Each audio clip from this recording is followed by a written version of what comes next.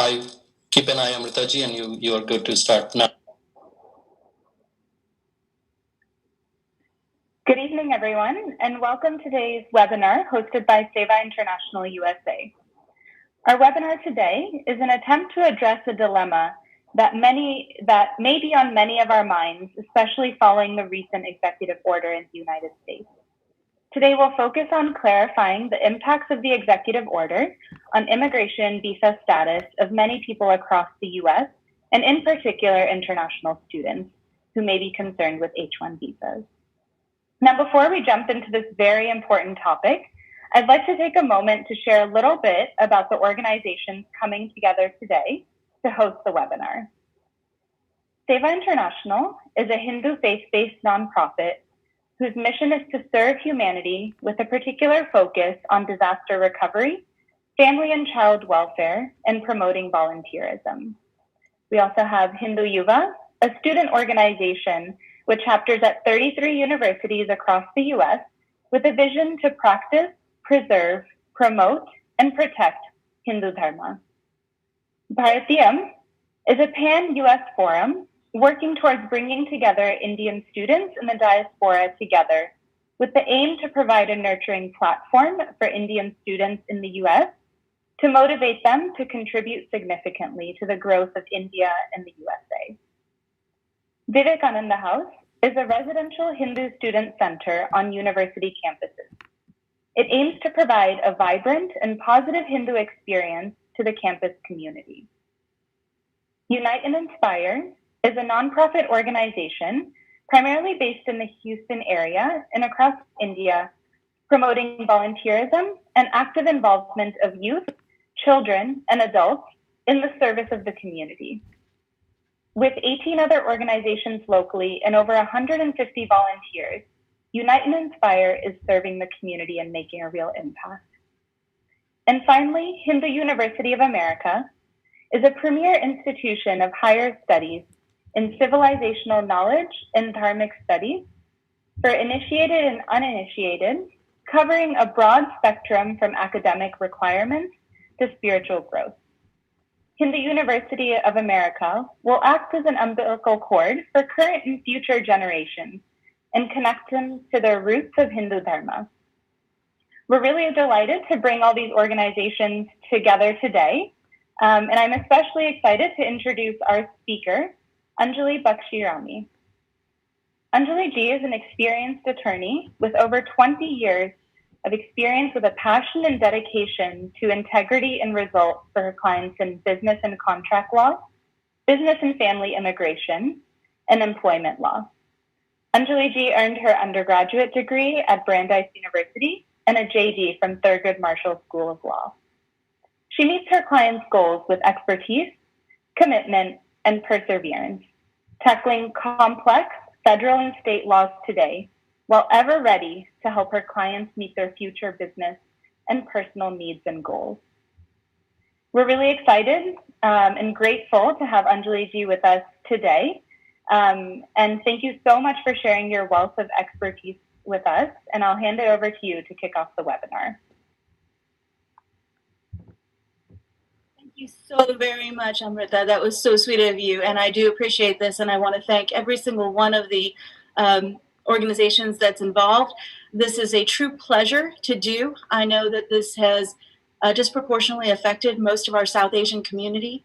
It is on the minds of every single individual holding a visa currently in the United States, outside of the United States. And I know that it's certainly weighing heavy on attorneys like myself and the clients that we serve. And so it's with great dedication and joy that I'm able to try and provide some guidance, information, and help individuals today. I hope that we will have to be able to do some webinars that are going to be of a more generous nature than these executive orders have been. But we will help everyone get through this together. And so I'm ready to go ahead and start my presentation. So for all of you joining here today, I know that you may be individuals that might be actually having H-1B visas, some form of a dependent visa like an H4 as well, L1 visas, and those individuals who are on J visas who know that this impacts them currently. But we're going to go through and explain all of it as best as we can with up-to-the-date literal information that has come down even as of yesterday. So I will be happy to help you with that. So we're going to navigate the proclamation, which is 10014, 10,014. God knows how many more there will be, but here we are. So we want to go and talk about who is affected and determining who, when, and where this is going to impact at this point. So who actually is affected by this? Well, right now, the most important categories are for H-1Bs, H-4s, L-1As, L-1Bs, L-2s, which would be the dependent visas, J-1s with exceptions, and H-2B visas.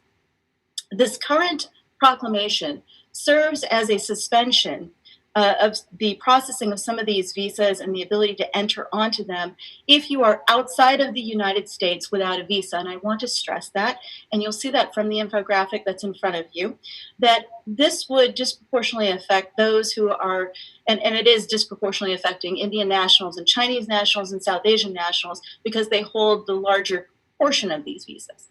So if you're on an H-1B and you are outside of the U.S. without a visa, what exactly does that mean?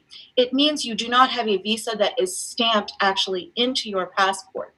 What happens if you are inside of the United States? Well, we'll be going through that in a little bit. If you do not have a visa stamp, you cannot enter the United States after the date of the proclamation as of June 24th. If you have a visa stamp that was valid on June 24th or prior, and it is for an H-1B or for an H-4 dependent visa, you are eligible to be able to come in because you do have a visa stamp in your passport. Now, how does this affect L-1As, L-1Bs, and L-2s who are dependents? It is exactly the same situation.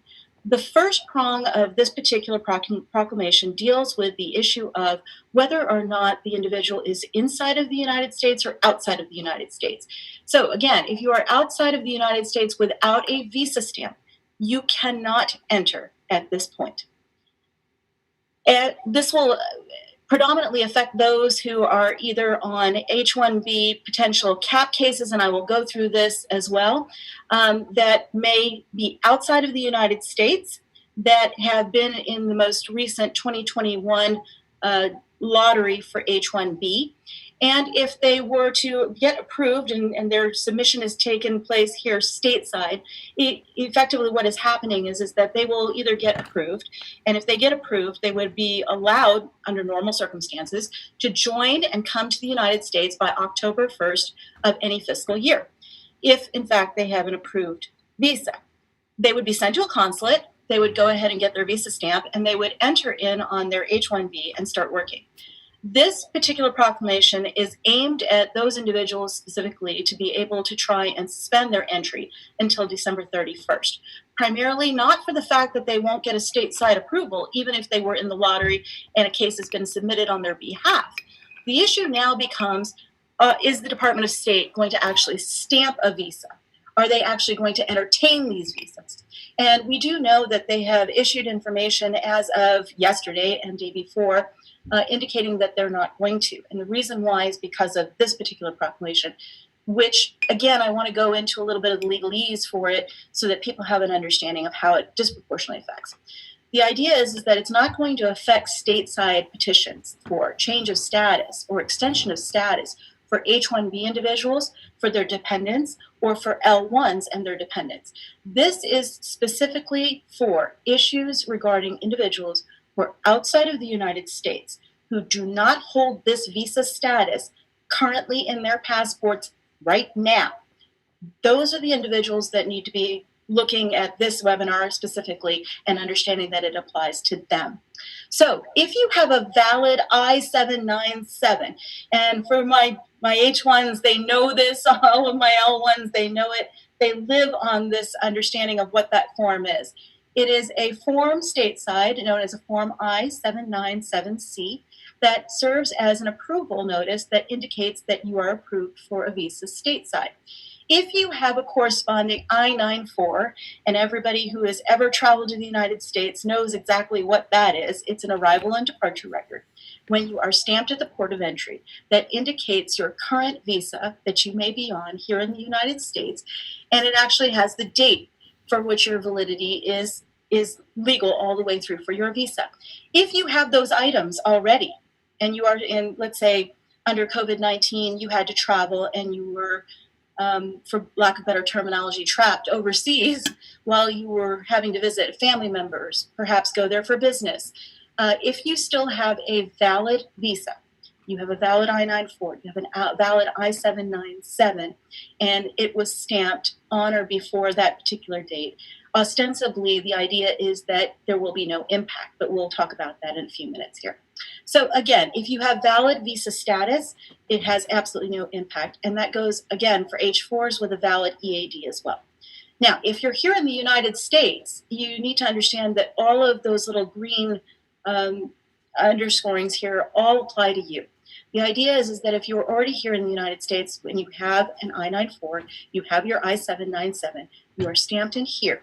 Regardless of whether you are going to be extending or whether you might be changing that status, you are currently not affected by this proclamation. And in addition, the same thing goes for our L1s. And again, if they have a valid visa stamp, there is no impact. And that goes for our L2s with valid EADs as well. Now, for J1s, it's very interesting because a lot of people don't pick up on the exceptions that are indicated here. In the proclamation, J1s are suspect and well, we'll use a different terminology. The administration would like to call it suspect. They are actually going to be under this suspension. The problem will be that if they have a valid visa stamp or any status documents, again, there will be no impact. So even in the categories that are listed below that they do apply to, if you have a visa stamp and you have status documents, there would be no impact if you're here in the United States. So again, if you're outside of the United States without a visa, you cannot enter. In other words, if you were an intern, a trainee, a teacher, a camp counselor, an au pair, which are basically within the nanny category, or you were trying to do summer work travel programs. At that point, if you're overseas and you had applied for this and you do not have your visa stamp, maybe because the consulate was closed due to COVID-19 or any other issues that might be there where they delayed a visa interview for you, at that point, you will not be allowed to enter into the United States on that J1. Now, what's interesting about this proclamation is the timing on it, because we know, as a matter of fact, back in March, that the majority of the consulates were closed at some point, and processing had been suspended anyway. So what exactly is this trying to do? Is it actually trying to limit any additional people once a travel situation might be possible for international travel? Yes, it is. And one of the reasons why is, and this is again going back to the legalese, and we'll go into it a little bit more in a couple of other slides, but I do want to make this clear, that the authority of the President of the United States to issue this proclamation is based on a statute that basically deals with entry of non-immigrant visa holders. It is not over anything that takes place here in the United States as an extension of status or a change of status. This specifically goes to a statute that deals with majority of the time national security issues as to whether or not he can suspend non-immigrant visa holders from entering the country. The proclamation has been issued with the intent that it would serve as economic hardship issues to the United States.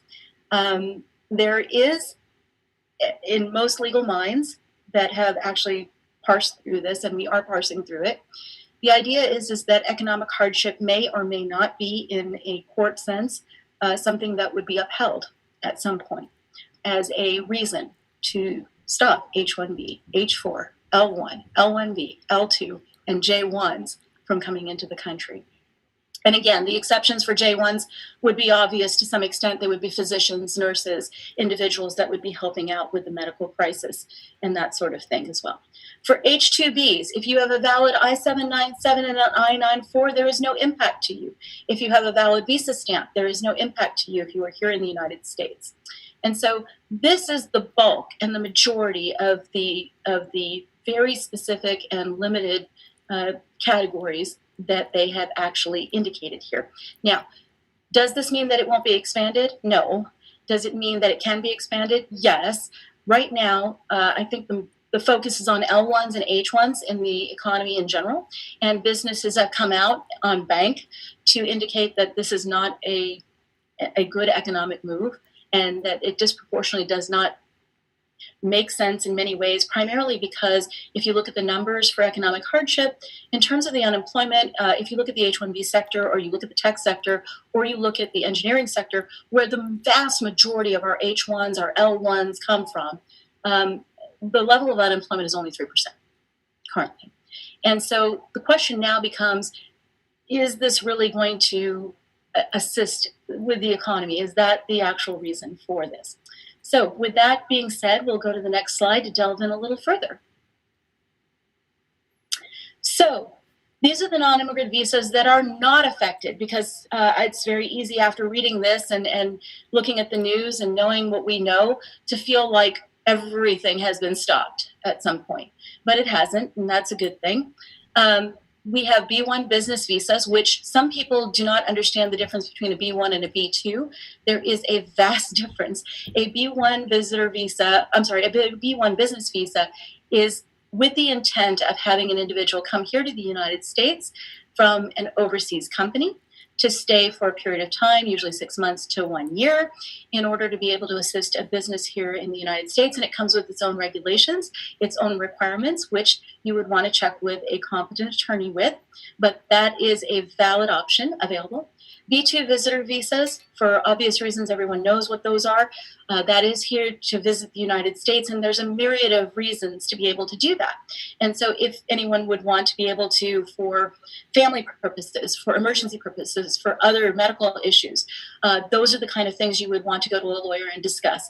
It is not advisable to try and do it on your own under the current circumstances with the Department of State, but we're happy to help with those, and those are options. Now, TN visas, and I've put with potential caveats, because the wording of the proclamation has been revised already, and it does have some amorphous regions in it that we kind of know should have been taken care of before it was perhaps issued.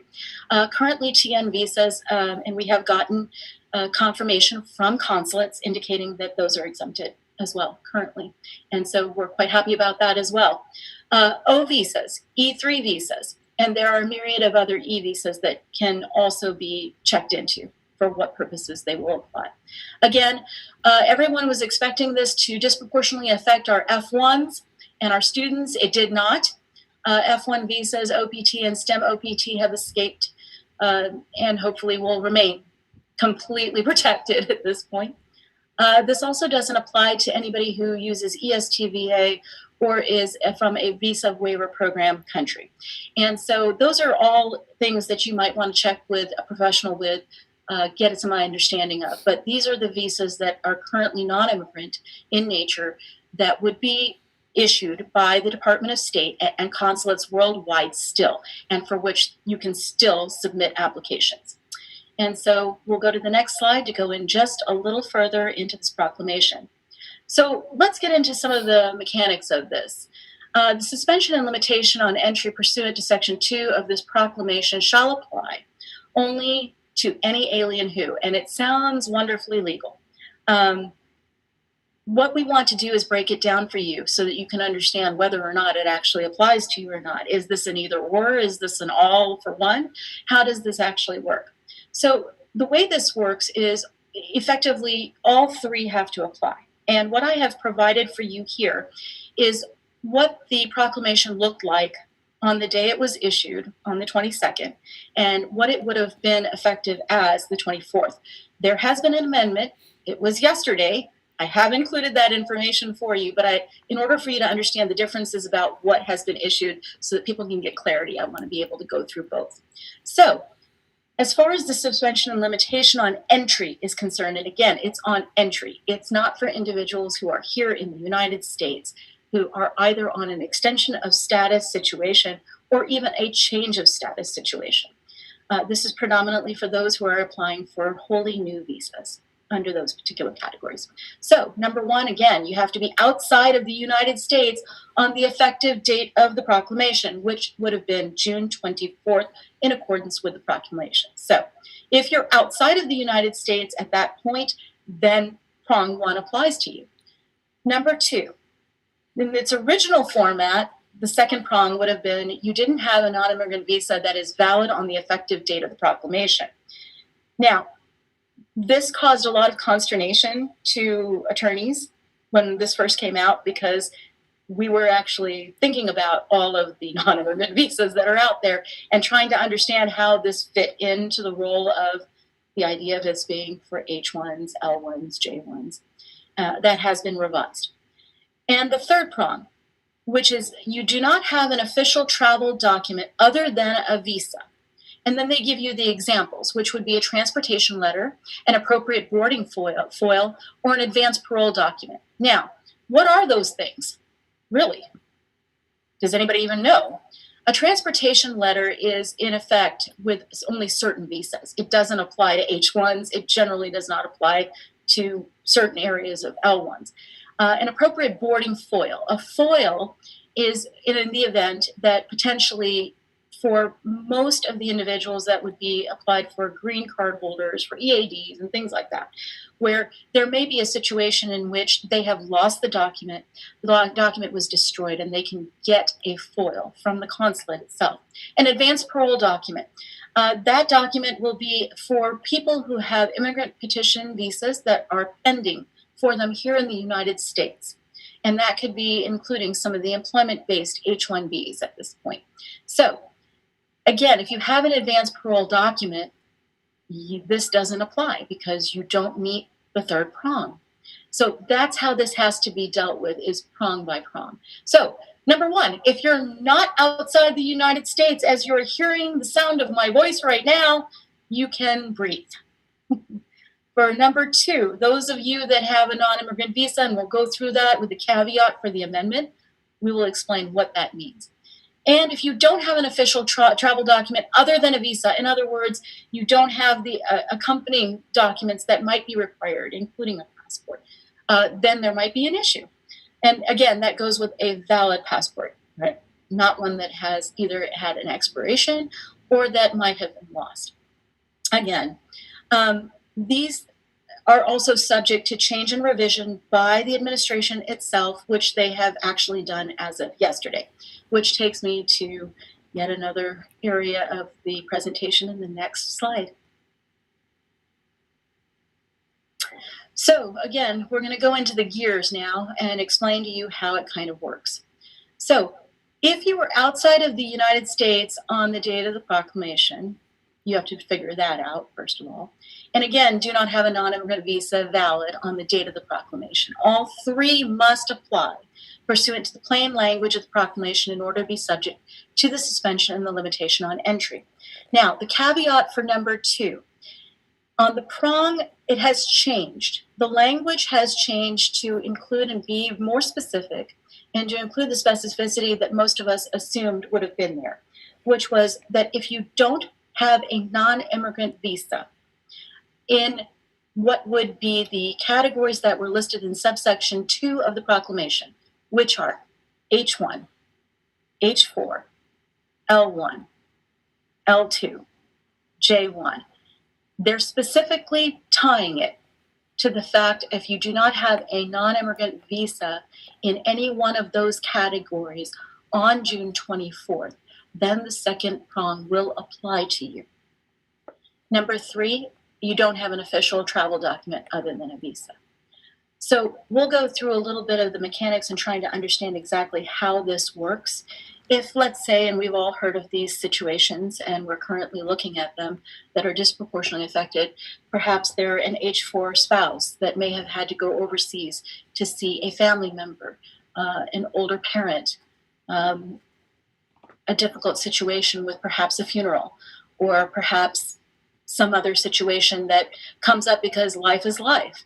At that point, if they left the country and they had a valid visa that they could re-enter on as of June 24th, They would still be allowed to travel and enter the United States.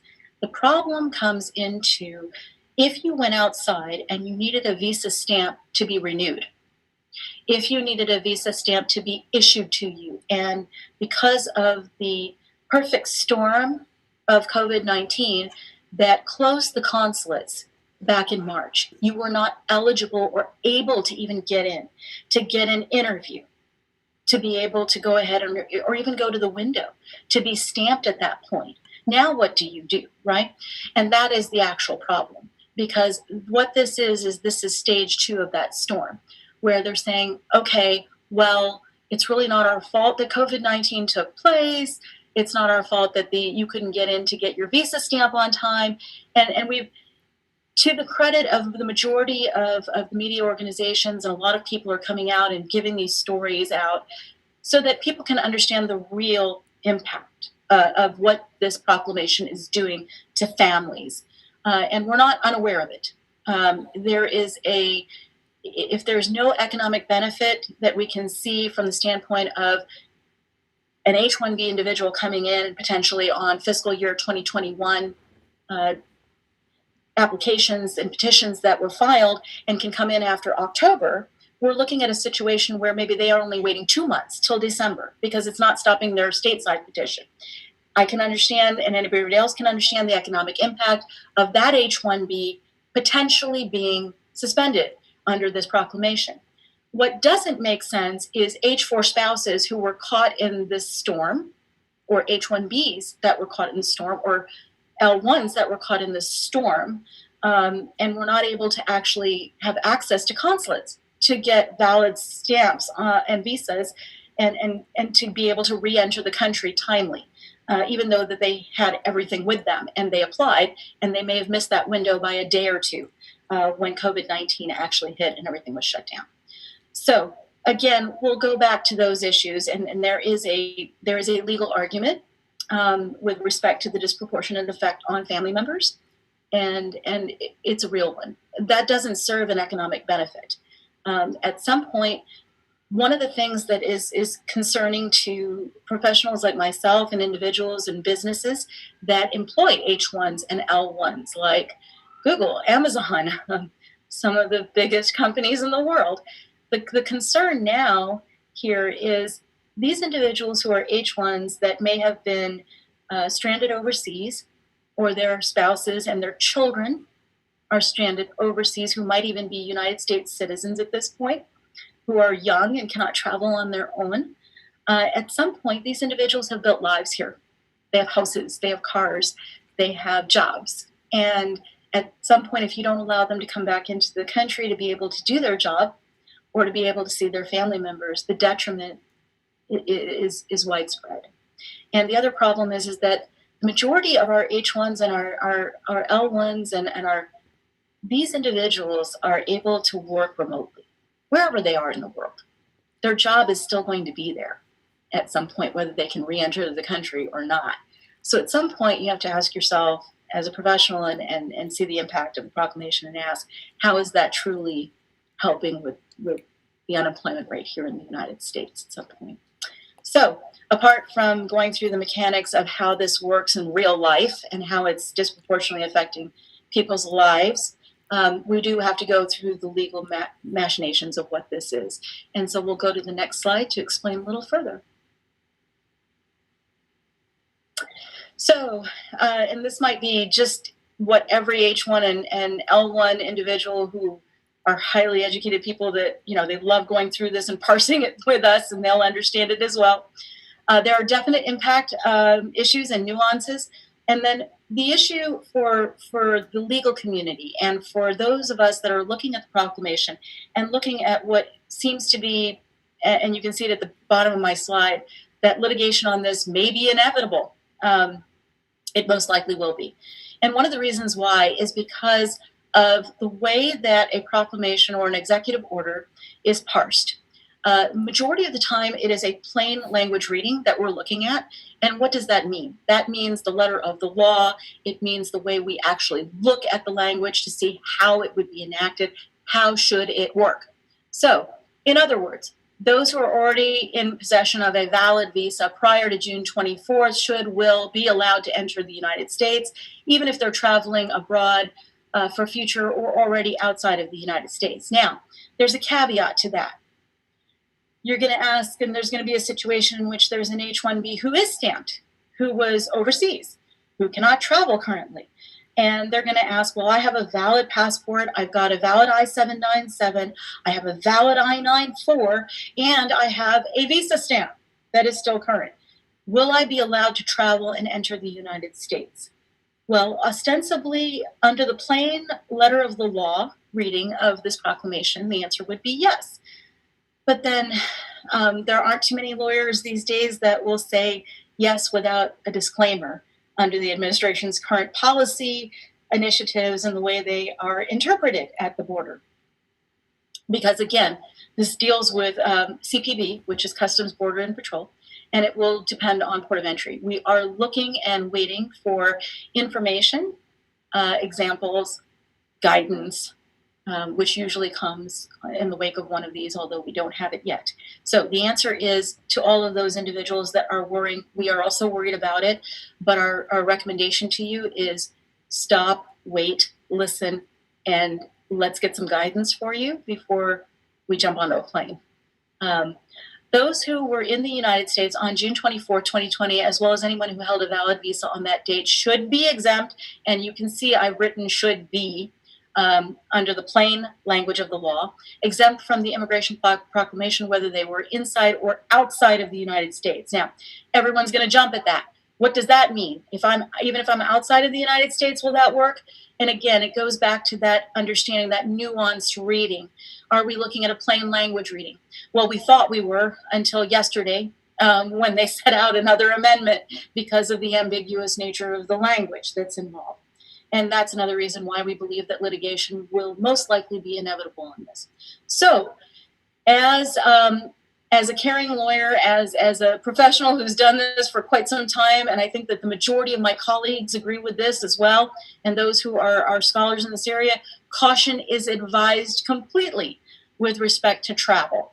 And part of it is due to the interpretation of the Department of State's so they've put out a frequently asked questions section.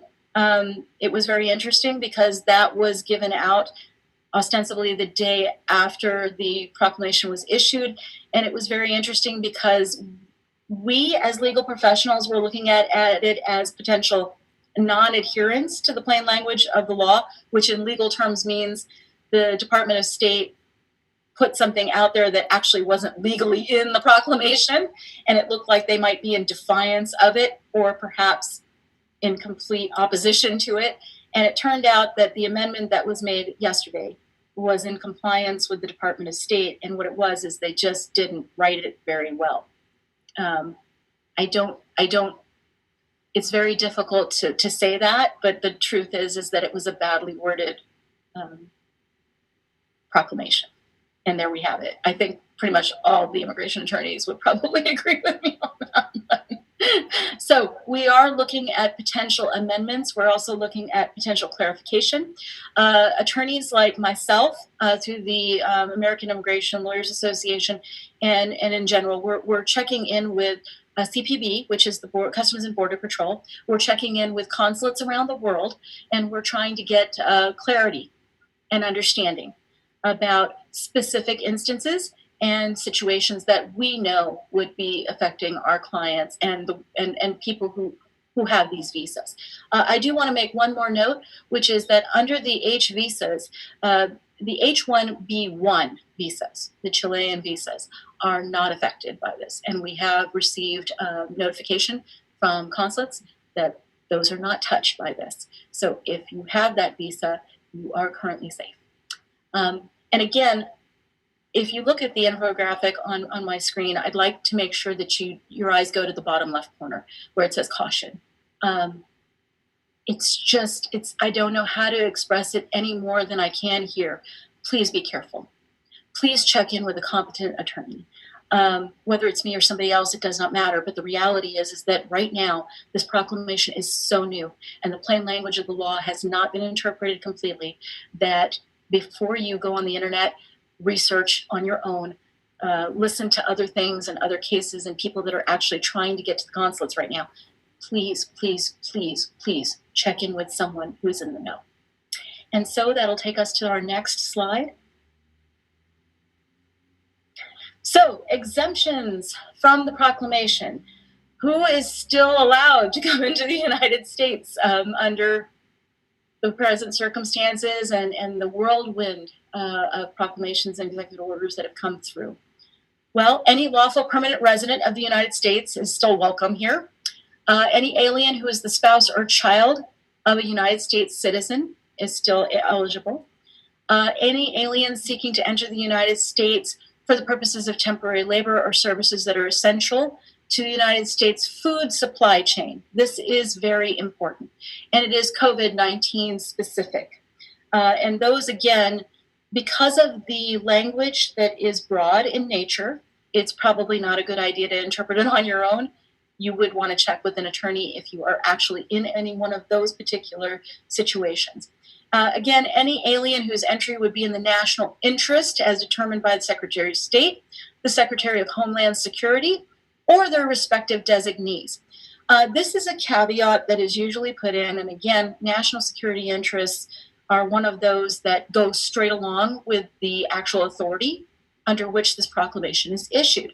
So we're going to delve into some of what are those exemptions, what exactly does it mean under national security, and are there distinctions underneath that?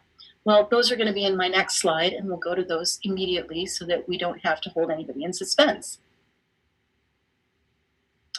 So what exactly is a national interest exception, right? Because is a lawyer that knows some part of immigration law, are they a national interest exception?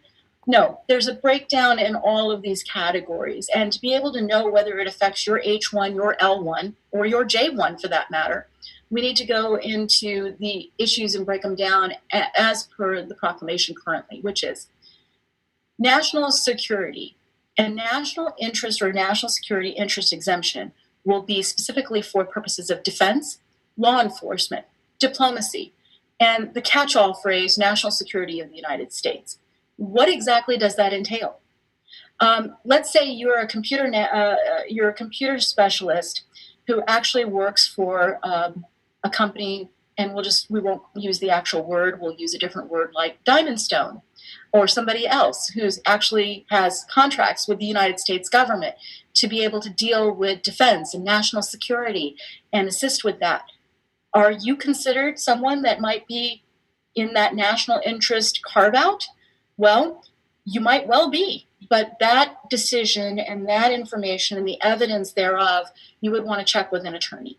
It's not something you can do on your own. It's not something, there's no mechanism and procedure currently in place for us to tell you or even explain how to go to a consulate currently and what evidence would be required and accepted by a DOS consular officer. And he would sit across the desk from you, or he or she would sit across from the desk from you and say, yes, I absolutely believe that your job is in the national security interests of the United States.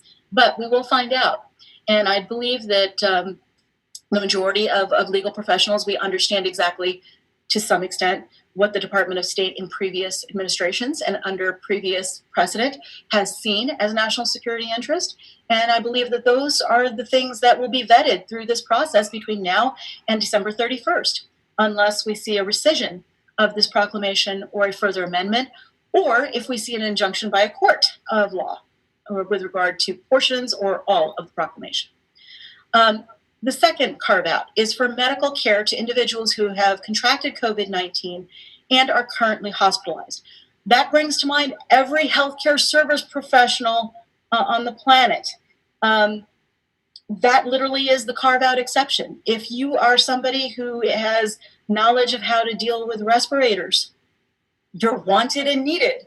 If you are someone who is working for a hospital currently and you are a medical care professional, or you are within that purview for H1 and L1 purposes, you need to get on the phone with a lawyer at some point.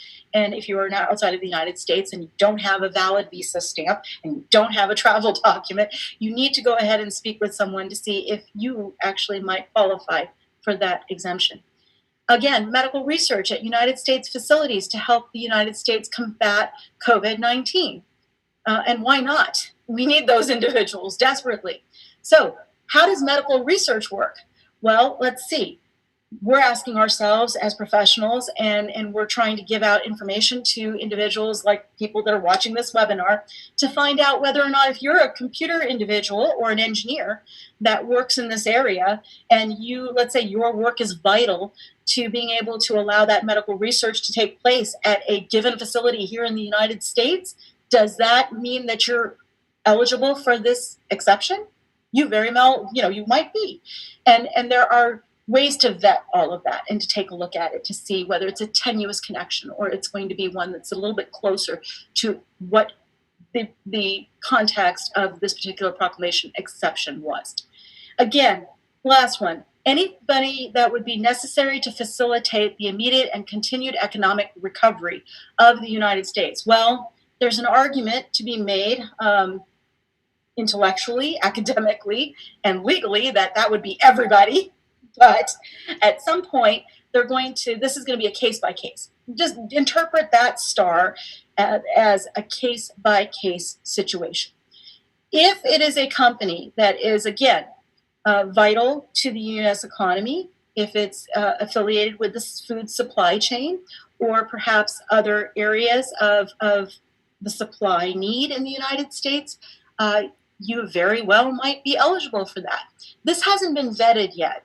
It's so new that I've seen people trying to interpret the proclamation the day it came out, and the first thing that the majority of some of us who have been in this a little bit longer said, why don't we wait? Because we know that some of the language is going to be tweaked.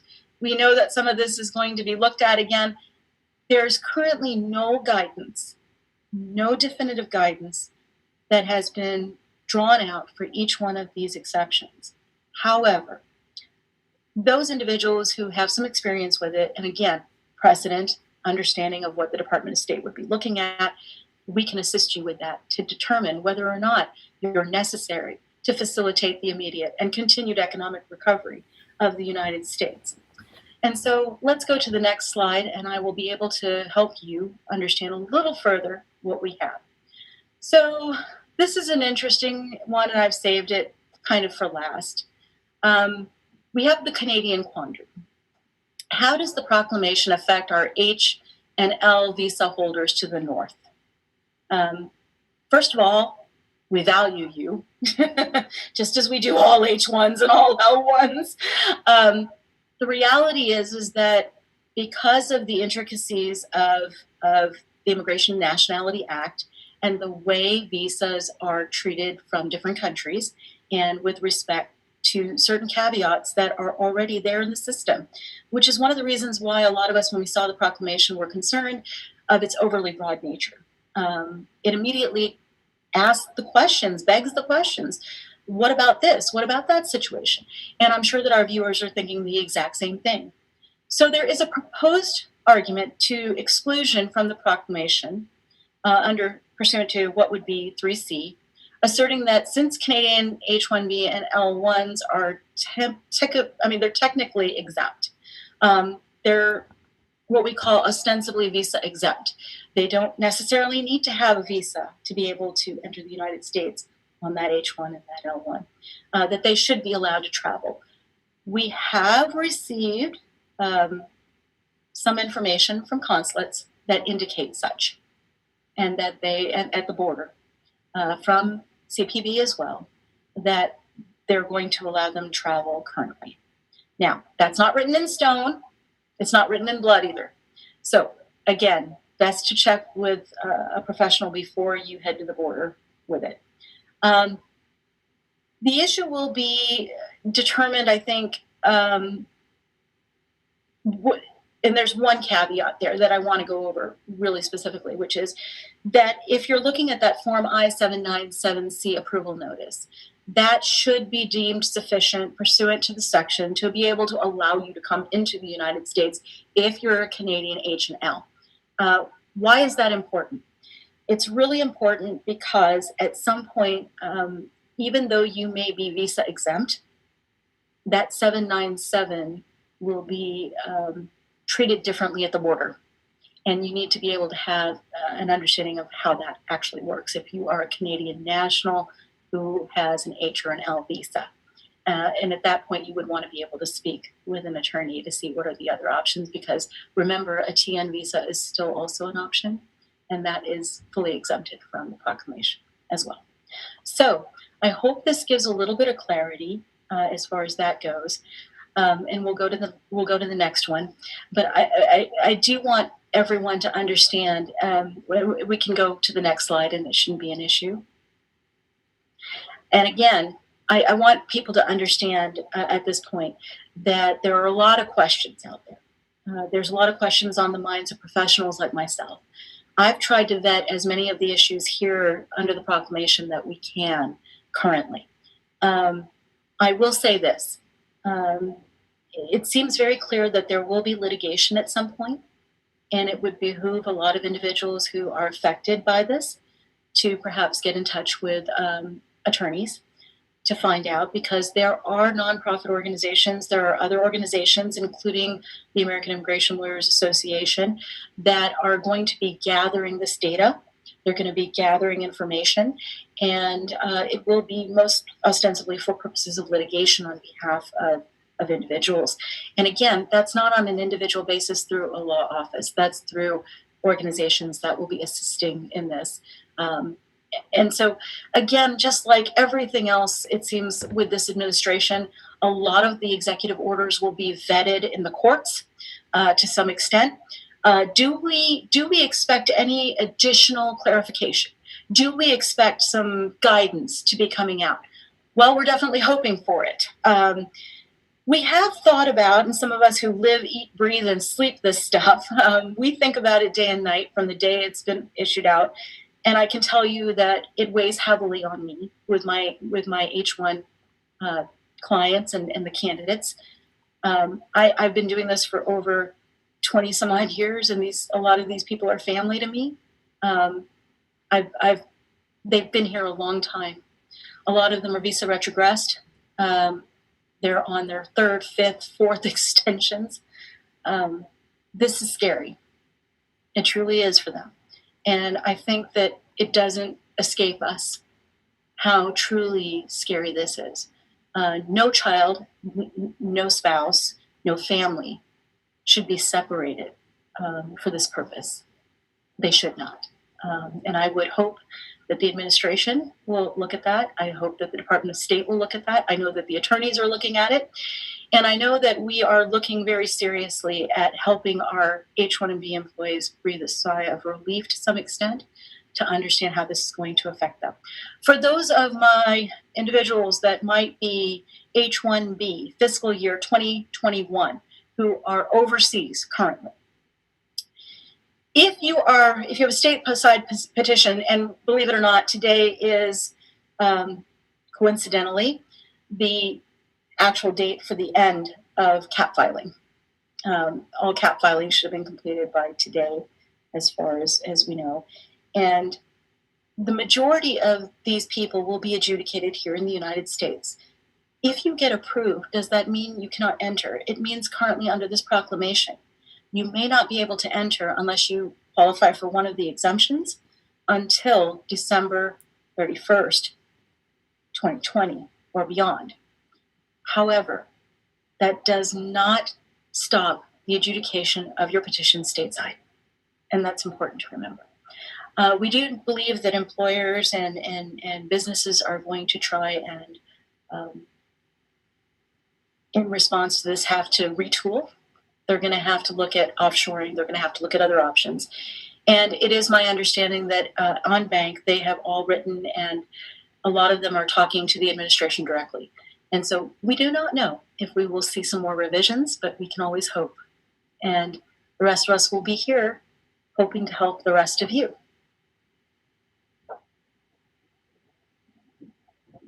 Thank you so much, 𝐸𝐠𝐠𝐠. This was an incredible presentation, and I know that sort of in a day and age where we're inundated with a lot of information that's out there and a lot of interpretations, it was really helpful to hear it from you and with your expertise in this area. So I know we just have about 10 minutes left, and we have a question that I can pose. So a question that's come in is from someone who is sharing that they have an H-1B visa stamped on their passport, but they've currently lost their job, their employment, and they're applying for new jobs. And so when they get a new job, will they be able to use their current visa stamp along with a new I-797 form from a different employer? Well, I'll have to say this with a caveat, because these webinars are not for the purpose of providing direct legal advice or consultation, because without documents in front of me, I cannot provide specific information. I can only do hypotheticals, and I can try to assist from there. And we've had individuals who have been impacted, and I can try to express it in the most generic way possible. If you are here in the United States and you are an H-1B current visa holder, and you have been working and perhaps and again, this goes back to the webinar I did earlier, which deals with layoffs, furloughs, and terminations, all being very different categories, because I do employment law as well, and those have nuances. So it depends is the answer as to whether it is a layoff, termination, or a potential situation with furlough. So this particular individual would want to look at the options that are available in terms of time period to be able to switch over or change to a different employer. If they are here in the United States and they're changing to another employer, the petition will be sent in. If it is sent in correctly, it will be sent in as an I-129 petition for an extension of status while here in the United States with a change of employer. None of those items are in the proclamation. So, without being able to give specific advice, the answer would be, if it is being filed correctly, and it's an I-129 petition with an extension of current status where they can prove their current status with a change of employer, they would be issued a Form I-79C with appropriate information, including an I-94 on it. And so hopefully that will help and assist that person. I will also recommend that they check specifically with a seasoned attorney, whether it's me or somebody else. And so I'll take another question if there is one. Definitely. There are lots of questions, so you Oh, might I'm need sure. to narrow down a little bit. So another question that I'm seeing here is that someone has received an RFE for their STEM extension OPT. Is it true that there has been flexibility around that? So they might want to look at my previous webinar in which I addressed one of those issues. I hope it's still up on the SEVA site, and if it isn't, they can email me or go through one of the organizations to ask again. The answer would be, please refer back to that information that was provided, because it specifically spoke to issues around flexibility. Again, I cannot provide legal advice on an RFE that I have not seen in front of me and don't have the documentation for. No lawyer could do that. However, I do think that they should, and everything is case dependent. I know that the viewers want immediate answers. Trust me, the day the proclamation came out, I wanted to be able to have a direct line to the administration as well, and answer all of our questions. And I was looking through a Rolodex to see if I knew any former DOS officers that I could, talk to. But the reality is that these are nuanced, and they have to be looked at properly with a legal professional who has worked with those issues before, because this is an unprecedented time for these individuals. STEM OPT, as you saw in my current slide presentation and under the information, is exempt from all of the proclamations currently under this caveat. So if you've gotten a request for evidence, it means that they're asking for something specific. It would be best to do this under the guidance of a lawyer and then go from there, so that you can understand whether that flexibility applies to you, does not apply to you, or does not exist. And that's the best answer I can give on a live stream without a document in front of me. Thank you. I know it's difficult, but I'm sure everyone listening in really appreciates it. And all of the previous webinars are available on the 𝐂𝐧𝐝𝐚 International USA page and the 𝐂𝐧𝐝𝐚 USA YouTube channel. So please feel free to reach out or check out the previous links as well. Another question that I'm seeing is someone is asking if you could just clarify or share a little bit more about the impact of a travel ban for eligible non-immigrants with a valid visa stamp who are planning to enter the U.S. Okay, so that goes back to, I think it was like slide 3, if I remember correctly, and God help me. Lawyers will always go back and refer to things. The answer would be, again, and I'm going to go back to it, is that little caution sign that I put out there. And I think I made it pretty clear on the slide that under the current guidance, which we actually don't have, these are interpretations that we as legal professionals are completing and making sure are being done. And I see they're trying to go back to it. That's wonderful. I don't think it was that one. It might have been the one prior to that. We'll take a look and see so that I can help you here. So again, I think I'm so sorry. Perhaps it's the one after that one and the one after that one.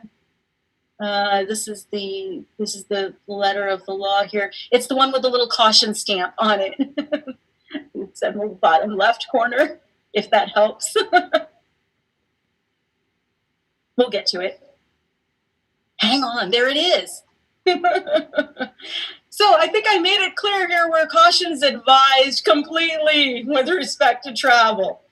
And it did say very clearly that those who already possess a valid visa stamp and a Form I-797, who may be overseas, ostensibly whether they were inside or outside of the United States, as you see here on this slide, would be exempt from the Immigration Proclamation, and they should be. And I think I made it very clear in the presentation that the question is should be. We are looking for clarification before we allow clients and individuals, and we advise them that you are in the clear. The best thing to do is to get in touch with an attorney, show them your documents, and remember, you're not just a document. You have a history. You've probably been here for, maybe you were an F1 student who came here and studied, and you've been on H1 for a while. We need to know your story as well so that we can understand what area you're working in, whether or not this actually applies to you or not. What was your last visa stamp? When was your last change of employer if you're an H1? All of those things matter. You're not just a document. You are your whole story. And that's why we say it's case specific. I can't tell you how many times I've heard, well, I have a friend that, oh, my cousin did it this way. Yes, that's wonderful. I've had twin brothers who went to the same school, get H1s in the same company with the same title and position. And I can tell you right now that their cases were not identical, even though their DNA was. And so the answer is you really do need to check. And yes, right now, under the proclamation, as it's worded, we would like to say that those individuals could travel or should be able to travel. Question becomes, can you wait a little while for some clarity to come out so that we can also assist? Because at some point, this is so new, it hasn't been vetted in reality yet. And so we want to make sure that there's no more amendments coming out in the coming days and weeks. So I hope that'll help that individual as well. And we're happy to look at documents. Thank you. It looks like, I think we're just about out of time. But anyone who has asked a question anywhere on the live stream, we'll try our best to get to all the questions. And anytime, please feel free to reach out to us for any support. If you or anyone you know has any specific concerns related to the topics that were covered today for Anjali-ji, or even otherwise, if you're seeking any support related to COVID-19, please do not hesitate to reach out to us on the helpline. I just wanted to, again, state my and express my gratitude, _Anjali-ji. I think the topic today is one that brings a lot of stress to many people. There is a lot of complex language in history, and I really appreciate you connecting it back to the person, because at the end of the day, we're more than just a visa stamp, more than just a letter and a number. Yes. We're people who are living in this country and want to contribute to this country in any way, and I really appreciate you sort of bringing it to a really personal level. Thank you. It is personal. Yeah. It really is, and I hope that everyone who tuned in today was able to connect and get some of their questions answered. On that, I was just going to say really quickly, I didn't mean to interrupt you at all. I just wanted to say that I'm happy to do a follow-up on this. As soon as we get some additional guidance, I will be posting some information, not just on my LinkedIn as well, but on the website and other places. But I will not have any problem providing guidance and updates as they come in, including with litigation. If that and again, I want to stress this just so that those individuals know. Please reach out. And if you are somebody that is affected, there are a lot of organizations that folks like me know are going to be gathering data and gathering your lives and your cases and your information to present and make sure that there's a challenge where it's needed. And so don't hesitate. I know it's a fearful time, but we're here. A lot of us are here to try to support. H1s are dear to my heart. I've been doing them for a long time, and L1s, and my heart goes out. I can't tell you how many stories I personally have of people that have called me, and I've tried to assist.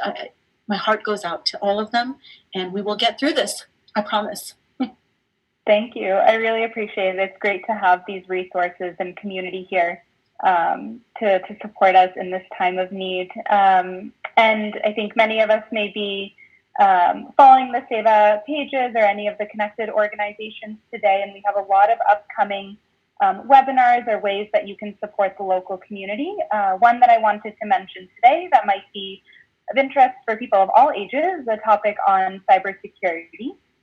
We have an excited high schooler who will be conducting this webinar, and he'll be able to cover some of the vulnerabilities that we're exposed to while working in an online space. And so I hope that those who are interested can tune in tomorrow at 9:00 Eastern. And again, please do not hesitate to reach out if you or anyone you know has any concerns about the topics mentioned today, or if SEVA International or any of our connected organizations can support you during this time. Thank you so much, everyone, and thank you, Anjali. Thank you guys for giving me the opportunity. I appreciate it. And good luck to all. Thank you. All right. That was Are we clear? great. Yay, Yep. we're clear.